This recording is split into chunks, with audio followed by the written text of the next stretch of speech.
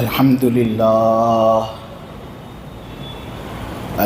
لله نحمده ونستعينه ونستغفره ونؤمن به ونتوكل عليه ونعوذ بالله من شرور أنفسنا ومن سيئات أعمالنا من يهده الله فلا مضل له ومن يضلله فلا هادي له ونشهد أن لا إله إلا الله وحده لا شريك له ونشهد أن سيدنا ومولانا وحبيبنا محمدا عبده ورسوله الحمد لله وكفى والصلاة والسلام على رسوله المصطفى وعلى عباده الذين ارتضى ومن بهداهم اهتدى وبآثار أهل المدينة اكتفى أعوذ بالله من الشيطان الرجيم بسم الله الرحمن الرحيم أقم الصلاة لدلوك الشمس إلى غسق الليل وقرآن الفجر إن قرآن الفجر كان مشهودا صدق الله العظيم.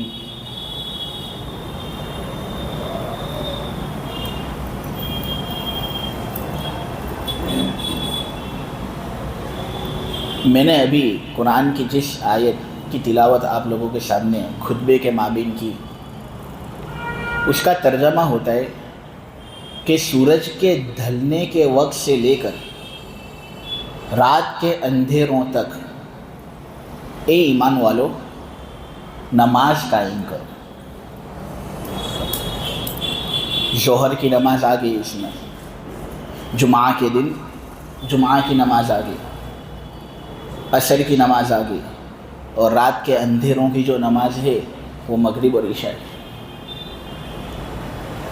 پھر اللہ تبارک و تعالیٰ نے فجر کی نماز کے لیے خصوصی تاکید فرمائی اور کہا کہ فجر کے وقت قرآن پڑھنے کا اہتمام کرو، قرآن سننے کا اہتمام کرو، وہ قرآن جو امام صاحب فجر کی نماز کے اندر مقتدیوں کو سناتے.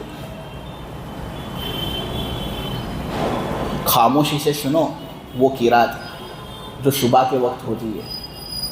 کیوں؟ کیونکہ اس قرات کے اندر ایک بہت بڑا مجمع حاضری دیتا ہے. لوگوں کو شکایت ہوتی ہے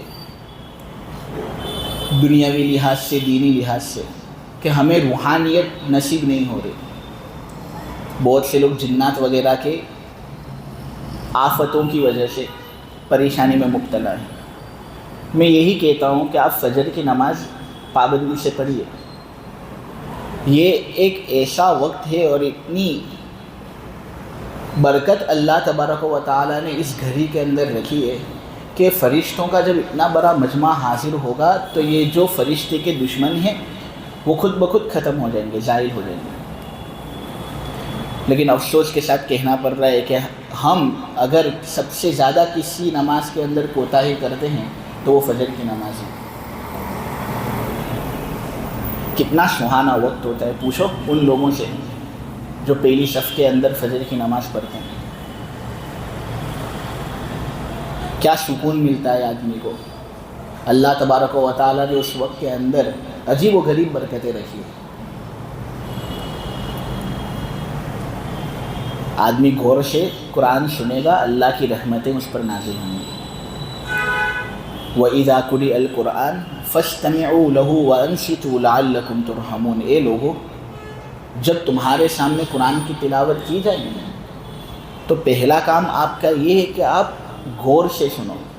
یہاں پر اللہ تبارک و تعالیٰ نے جو لفظ استعمال کیا ہے وہ فَاسْمَعُوا نہیں کہ سنو، فَاسْتَمِعُوا ہے، یعنی سننا کافی نہیں، غور سے سننا کافی. وَأَنصِتُوا، اور خاموش رہو. بدلے میں ہم کو کیا ملے گا؟ اللہ کی رحمتیں ہم پر نازل ہوں گی۔ جب ہمارا دن کا شروع والا حصہ ہی رحمتوں کے ساتھ متصف ہوگا تو دن کے اندر برکتیں ظاہر۔ ہم نماز کا اہتمام کریں، اللہ نے اس کے اندر ہر شر سے بچنے کا ایک ذریعہ اور وسیلہ رکھا ہے۔ نماز سے پہلے مرحلہ آتا ہے وضو کا۔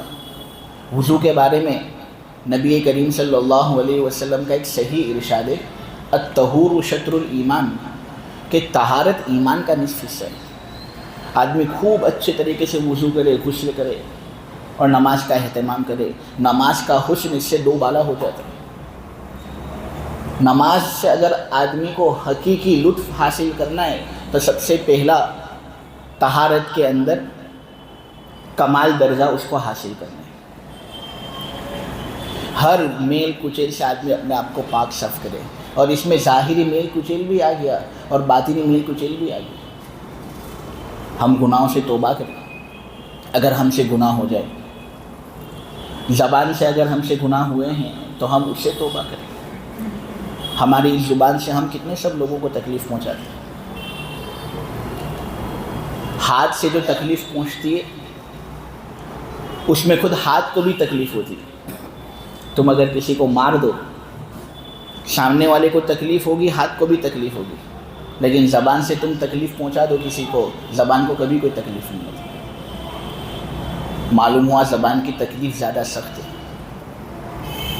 کہتے ہیں کہ بھالوں کا زخم تو علاج میں آ جاتا ہے، لیکن زبان سے دیا ہوا زخم جب وہ ایک مرتبہ لگ جاتا ہے تو پھر اس کا شفا یاب ہونا بہت بعید ہے۔ آدمی ہاتھ کے ذریعے سے تکلیف تو ان لوگوں کو پہنچائے گا جو سامنے موجود ہے، زبان کے ذریعے سے تکلیف آدمی سامنے والے کو بھی پہنچا سکتا ہے، ان لوگوں کو بھی پہنچا سکتا ہے جو غائب ہے، غیبتیں کر کے ان کا دل دکھا کر۔ ان گناہوں سے آدمی اپنے آپ کو پاک صاف کرے، توبہ کرے۔ کسی کا حق دبایا ہو، آدمی اس حق کو ادا کر دے، معافی مانگ لے اس سے۔ یہ طہارت جب ہوگی تو ایمان کا نصف حصہ حاصل ہوگا، اور ایمان کا نصف حصہ آدمی کو حاصل ہو جائے کتنی بڑی بات ہے۔ قرآن کے اندر ایمان کو نماز کہا گیا ہے، نماز کو ایمان کہا گیا ہے۔ وَمَا كَانَ اللَّهُ لِيُضِيعَ إِيمَانَكُمْ، مفسرین کہتے ہیں یہاں ایمان سے مراد نماز ہے۔ جب آدمی پاکی کے ساتھ نماز ادا کرے گا تو پاکی کر لی، آدھی نماز ادا ہوگی، اب بقیہ نماز ادا کرے گا، اس طرح پوری ہو جائے گی نماز۔ نبی کریم صلی اللہ علیہ وسلم نے ایک مرتبہ لوگوں سے فرمایا تھا کہ اے لوگوں، کیا میں تمہیں وہ چیز بتاؤں جس سے تمہارے گناہ معاف ہوتے ہیں اور تمہارے درجے بلند ہوتے ہیں؟ صحابہ حریص تھے، انہوں نے حضور سے کہا کہ اے اللہ کے نبی آپ ضرور بتائیے۔ حضور نے فرمایا اسباغ الوضوء علی المکارہ، مشقتوں کے باوجود کامل وضو کرو۔ ٹھنڈی کے موسم میں وضو کرنے کے اندر مشقت ہوتی ہے، آدمی وضو کرے گا، اللہ اس کے درجوں کو بلند کرے گا، اس کے گناہوں کو معاف کرے گا۔ صبح کے وقت وضو کرنے میں بڑی مشقت ہوتی ہے، لیکن پھر بھی اولیاء کہتے ہیں کہ ٹھنڈے پانی سے وضو کرو، ٹھنڈے پانی سے وضو کرو، مشقت تم کو ہوگی، اللہ تبارک و تعالیٰ آپ کی بخشش کے فیصلے کرے گا۔ یہ وضو کے جو آثار ہیں نا، اس سے تو کل قیامت کے دن ہمارے اعضاء چمکیں گے۔ وہ گھوڑا جس کی پیشانی سفید ہو، جس کے ہاتھ پیر سفید ہو، عرب لوگوں کو پوچھئے کتنا حسن اس گھوڑے کے اندر ہوتا ہے، گرم محجلین کہا جاتا ہے، بہت حسن اس گھوڑے کے اندر ہوتا ہے۔ اس گھوڑے کی قیمت بھی دو بالا ہوتی ہے، بہت قیمت دیتے ہیں یہ لوگ ایسا گھوڑا حاصل کرنے کے لیے جس کے ہاتھ پیر سفید، جس کی پیشانی سفید، بہت قیمت والا گھوڑا سمجھا جاتا ہے۔ نبی کریم صلی اللہ علیہ وسلم نے کہا کہ کل قیامت کے دن میری امت میرے سامنے اسی طرح ظاہر ہوگی جس طرح وہ گھوڑا ظاہر ہوتا ہے لوگوں کے سامنے، جس کے ہاتھ پیر سفید ہوتے، پیشانی سفید ہوتی ہے۔ یہ میری امت کی خصوصیت ہے. اس امت کے علاوہ کسی امت کو یہ شرف حاصل نہیں ہوگا. سب وضو تو سب کرتے تھے. ابراہیم علیہ السلام کی امت بھی وضو کرتی تھی, موسیٰ علیہ السلام کی امت بھی وضو کرتی تھی, لیکن کسی کے اعضاء قیامت کے دن اس طرح نہیں چمکیں گے جس طرح ہمارے اعضاء چمکیں گے. حضور ہماری پہچان ہی اس چمک کی وجہ سے کریں گے, اور پہچان لیں گے کہ یہ میرے امتی, یہ میرے امتی, ان کے لیے مجھے سفارش کریں گے. وضو کے اندر ہم بالکل بھی ذرہ برابر کوئی کوتاہی نہ کریں. لیکن اس کا مطلب یہی نہیں کہ پھر ہم اسراف کرنا شروع کر دیں. اسراف کرنے کے اندر شیطان کے ساتھ تعلق جڑتا ہے, اور جب شیطان کے ساتھ تعلق جڑے گا تو پھر ہماری عبادت باقی نہیں رہے گی. ہم پانی استعمال کریں, اتنا پانی استعمال کریں جو ضروری ہو وضو کے لیے, لیکن حد سے زیادہ پانی استعمال نہ کریں. حد سے زیادہ پانی استعمال کرنے سے آدمی اسراف کرنے والا شمار ہوتا ہے. اور نبی کریم صلی اللہ علیہ وسلم نے حضرت سعد سے کہا تھا, یہ سعد, بہتی ندی پر بھی اگر تو بیٹھا ہو نا تب بھی وضو کے اندر اسراف مت کرنا. نماز ادا کرنے سے پہلے وضو اچھی طریقے سے ہم کریں. نمبر 2, مسواک اچھے طریقے سے ہم کریں. میں کسی کو پوچھنا نہیں چاہتا, نہ میں کسی کو ذلیل کرنا چاہتا ہوں, لیکن ہم میں سے کتنے لوگ ایسے ہوں گے جس کے کجوے کے اندر مسواک ہو؟ کتنی عالیشان سنت ہے یہ معلوم ہے آپ کو؟ کتنی عالیشان سنت. نبی کریم صلی اللہ علیہ وسلم کی لاڈلی بیوی حضرت عائشہ فرماتی ہیں, السنن الکبریٰ کے اندر یہ روایت ہے کہ وہ نماز جو مسواک کے ساتھ پڑھی جائے وہ اس نماز سے 70 گنا زیادہ افضلیت رکھتی ہے جو مسواک کے بغیر پڑھی جائے. مسواک میں کیا کرنا ہے؟ بس یہ ہو گیا مسواک, اور اس طرح میری نماز 70 گنا زیادہ ہو گئی اس نماز سے جو مسواک کے بغیر پڑھی گئی.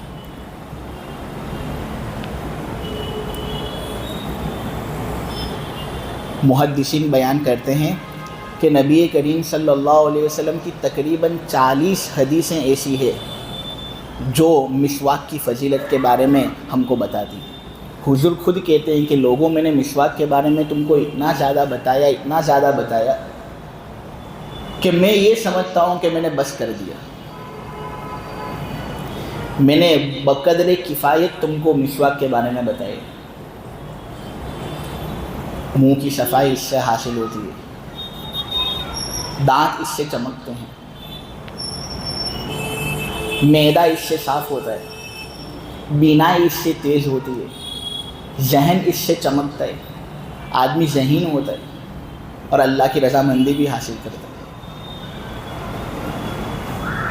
سب سے اونچا فائدہ مسواک کا اگر کوئی آپ کو بتائے تو وہ یہی ہے کہ جو آدمی مسواک کرتا ہے موت کے وقت اس کو شہادت کا کلمہ یاد آتا ہے. کیا اور فوائد کم تھے کہ یہ بھی فائدہ؟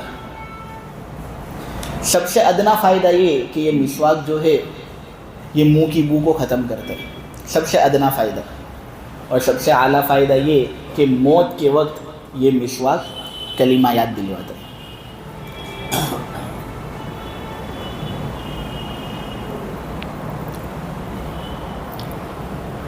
حضرت زید ابن خالد تو مسواک یہاں پر رکھتے تھے, کانوں پر, اس طرح. پین آدمی جس طرح رکھتا ہے نا, صورت کے لوگ تاجر ہوتے ہیں, پین وغیرہ رکھتے ہیں حساب کتاب وغیرہ رکھنے کے لیے, ماشاءاللہ اچھی بات ہے. لیکن زید ابن خالد پین نہیں رکھتے تھے, وہ مسواک رکھتے تھے. کیوں؟ وہ جانتے تھے کہ اس کی فضیلت کیا ہے.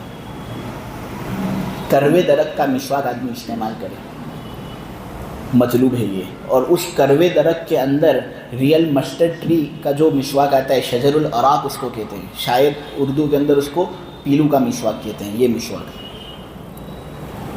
یہ سب سے افضل مسواک ہوتا ہے. اونچائی اس کی ایک بالش کے بقدر ہو اور اس کی چوڑائی ایک چھوٹی انگلی کے بقدر ہو. بہت پتلے مسواک سے بھی آدمی مسواک نہ کرے, اس سے اچھی طریقے سے صفائی نہیں ہوتی. پھر ایک مشت کے بقدر جب مسواک ہو جائے اتنا, تو پھر آدمی اس کو دفن کر دے یا پانی وغیرہ کے اندر ڈال دے, یہ بہتر ہے.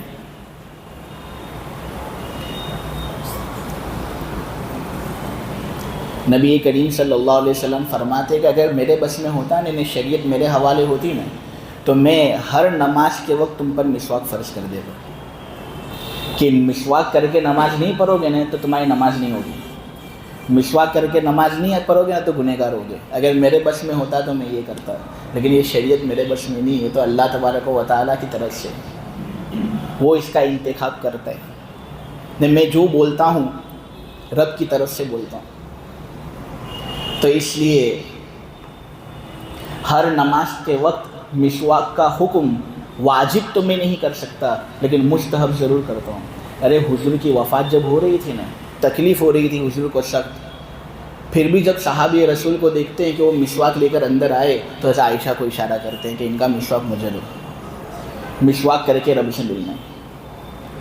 افسوس کے ساتھ کہنا پڑ رہا ہے کہ اس ایک سنت کے اندر ہم کتنے پیچھے ہیں۔ ٹوتھ برش سے وہ سنت حاصل نہیں ہو سکتی۔ ہاں فقہا کہتے ہیں کہ اگر کوئی آدمی معذور ہو، عذر ہو اس کو کہ مسواک استعمال کر ہی نہیں سکتا، کچھ تکلیف ہوتی ہے اس کو، تو پھر اگر ٹوتھ برش سے وہ اپنے دانت صاف کرے گا تو وہ سنت ادا ہو جائے گی، اس کی امید ہے۔ لیکن اگر کوئی آدمی قادر ہے مسواک استعمال کرنے پر تو ٹوتھ برش جو ہے وہ یہ سنت ادا کر ہی نہیں سکتا۔ آدمی مسواک کر کے نماز ادا کرے، وضو کے اندر مسواک کرے۔ وضو کے اندر کب مسواک کرے؟ کلی کرنے سے پہلے، جب بھی وہ چاہے کلی کرنے سے پہلے مسواک کر لے، پھر کلی کر کے مسواک کے جو ریشے باقی رہ جاتے ہیں اس کو منہ سے نکال لے۔ پھر جو نماز اس وضو سے وہ ادا کرے گا، وہ نماز اس نماز سے 70 گنا زیادہ افضل ہوگی جو نماز بغیر مسواک کے پڑھی گی۔ ان سب آداب کی ہم رعایت کریں اور پاک صاف جگہ پر آئیں، مسجد کے اندر آئیں اور جماعت کے ساتھ نماز ادا کریں، تو اللہ تبارک و تعالیٰ کہتے ہیں کہ جو آدمی دن کے اندر 5 دفعہ نماز ادا کرتا ہے، ایک جمعہ ادا کرتا ہے، اس کے بعد دوسرے ہفتے دوسرا جمعہ ادا کرتا ہے، تو مابین کے جتنے گناہ ہوتے ہیں نا اللہ سب کو معاف کرتے ہیں، سب کو معاف کرتا ہے۔ صغیرہ گناہ سب معاف ہو جاتے ہیں۔ کبیرہ گناہ کا جو مسئلہ ہے تو آدمی جو دعا پڑھتا ہے نا نماز میں، اللہم انی ظلمت نفسی ظلما کثیرا ولا یغفر الذنوب الا انت فاغفر لی، یہاں پر جب آوے نا تو یہ ذہن کے اندر لے آئے کہ اے اللہ جتنے میرے کبیرہ گناہ ہیں نا ان سب کو تو معاف کر دے۔ تو جانتا ہے، ہو سکتا ہے کہ میں بھول گیا، لیکن میری عقل کے اندر کمی ہے، میں بھول چکا تیری نافرمانی کو، لیکن تجھے تو سب یاد ہے۔ جتنے کبیرہ گناہ مجھ سے ہوئے تو ان کو معاف کر دے، یہ معمول اپنا بنا لے، تو انشاءاللہ ہر نماز کے وقت صغیرہ کبیرہ دونوں گناہوں سے ہم پاک صاف ہو جائیں گے۔ آدمی کو اور کیا چاہیے؟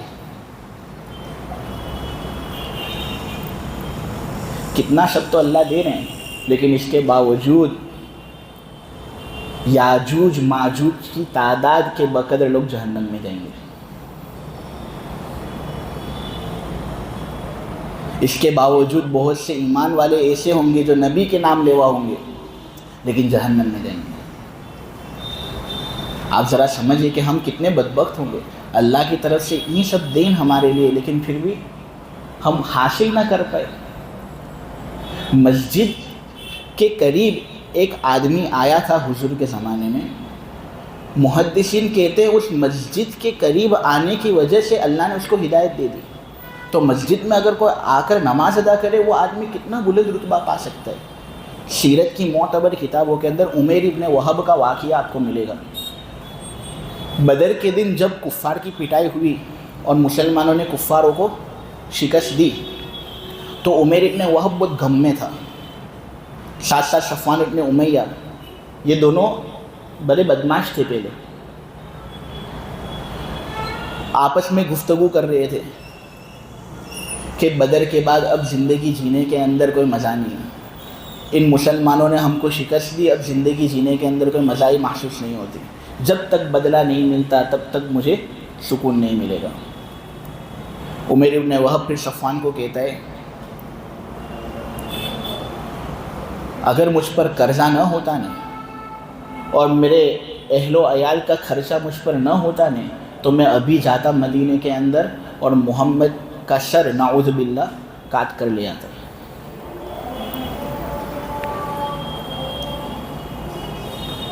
صفوان ابن امیہ جوش میں آ گیا اور کہنے لگا قرضے کی بات ہے، قرضہ میں تیرا ادا کر دوں گا، خرچے کی جو بات ہے تیرا خرچہ میں دوں گا، تو جا۔ عمیر ابن وہب تلوار لے کر نکل گئے۔ مدینے کے اندر آتے ہیں، مسجد نبوی کے قریب اپنی سواری باندھتے ہیں۔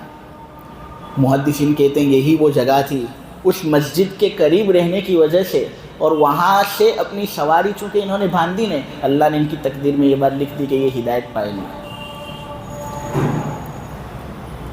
آپ دیکھیں کتابوں کے اندر یہ بات لکھی ہوئی ہے۔